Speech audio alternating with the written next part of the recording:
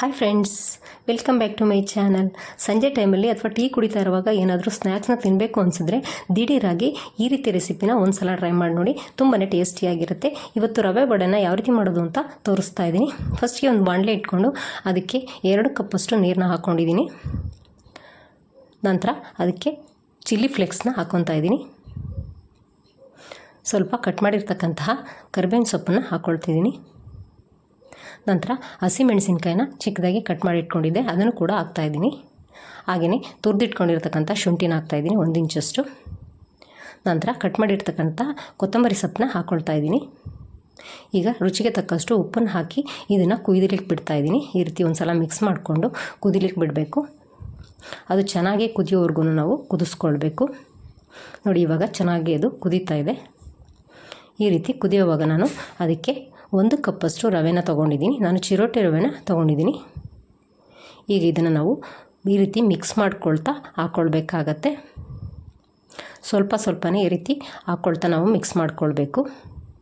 ಉರಿನ ನಾನು ಸಿಮ್ಮಲ್ಲೇ ಇಟ್ಕೊಂಡು ಈ ರೀತಿ ನಾನು ಮಿಕ್ಸ್ ಮಾಡ್ಕೊಳ್ತಾ ಇದ್ದೀನಿ. ಇದು ಚೆನ್ನಾಗಿ ಮಿಕ್ಸ್ ಆಗಿದೆ ಅನ್ನೋವಾಗ 1 ರಿಂದ 2 ನಿಮಿಷ ನಾವು ಈ ರೀತಿ ಮಿಕ್ಸ್ ಮಾಡ್ಕೊಳ್ಬೇಕು. ಸ್ವಲ್ಪ ಅದು ಗಟ್ಟಿಯಾದ ನಂತರ ಅದಕ್ಕೆ 1 ಸ್ಪೂನಷ್ಟು ಎಣ್ಣೆನ ಹಾಕ್ಕೊಳ್ತಾ ಇದ್ದೀನಿ. ಈಗ ಎಣ್ಣೆನ ಹಾಕ್ಕೊಂಡ ನಂತರ ಗ್ಯಾಸ್ನ ಆಫ್ ಮಾಡ್ಕೊಂಡ್ಬಿಟ್ಟು ಒಂದು 2 ನಿಮಿಷ ಈ ರೀತಿ ತಿರುಗಿಸ್ಕೊಂಡು ನಂತರ ಗ್ಯಾಸ್ನ ಆಫ್ ಮಾಡಿಕೊಂಡು ಮುಚ್ಚಳನ ಮುಚ್ಚಿ ಇದನ್ನು ಒಂದು 5 ನಿಮಿಷ ಅದರಲ್ಲೇ ಹಬೆನಲ್ಲೇ ಬೇಯೋ ರೀತಿ ಬಿಡಬೇಕು. ಈಗ ನೋಡಿ, ಕಂಪ್ಲೀಟಾಗಿ ಒಂದು 5 ರಿಂದ 10 ನಿಮಿಷ ಆಗಿದೆ. ಇವಾಗ ನೋಡಿ, ಅದು ಚೆನ್ನಾಗಿ ಸಾಫ್ಟಾಗಿ ಆಗಿದೆ. ಹಿಟ್ಟೆಲ್ಲ ನೋಡಿ ಎಷ್ಟು ಸಾಫ್ಟಾಗಿದೆ ಅಂತ.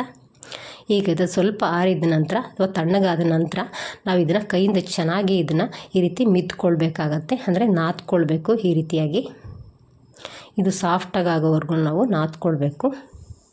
ಸ್ವಲ್ಪ ಏನಾದರೂ ಗಟ್ಟಿಯಾಗಿದೆ ಅಂದರೆ ಒಂದು ಸ್ವಲ್ಪ 1-2 ಸ್ಪೂನಷ್ಟು ನೀರನ್ನು ಹಾಕ್ಕೊಂಡು ಈ ರೀತಿ ನಾವು ಮಿದ್ಕೊಳ್ಬೋದು. ಈಗ ನೋಡಿ, ಚೆನ್ನಾಗಿ ಇದು ಈ ರೀತಿ ಸಾಫ್ಟ್ ಆದ ನಂತರ ನಾವು ಅದನ್ನು ಸ್ವಲ್ಪ ಹಿಟ್ಟನ್ನು ತಗೊಂಡು ಈ ರೀತಿ ನಾವು ವಡೆ ಆಕಾರಕ್ಕೆ ಮಾಡಿಕೊಳ್ಬೇಕು. ನೋಡಿ, ಈ ರೀತಿ ನಾನು ಶೇಪ್ನ ಕೊಡ್ತಾಯಿದ್ದೀನಿ. ಈ ರೀತಿ ಮಧ್ಯದಲ್ಲಿ ಹೋಲ್ನ ಮಾಡಿಕೊಳ್ಬೇಕು ಬೆರಳು ಸಹಾಯದಿಂದ.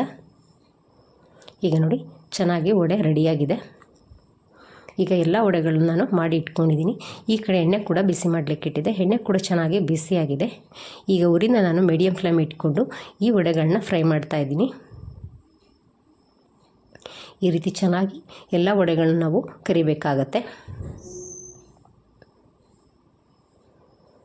ಈಗ ಒಂದು ಸೈಡು ಬೆಂದ ನಂತರ ಇನ್ನೊಂದು ಸೈಡ್ ಅದನ್ನು ತಿರುಗಿಸಿ ಹಾಕ್ಕೊಳ್ಬೇಕು. ಈ ರೀತಿ 2 ಸೈಡನ್ನು ತಿರುಗಿಸಿ ಬೇಯಿಸ್ಕೊಳ್ಬೇಕಾಗತ್ತೆ.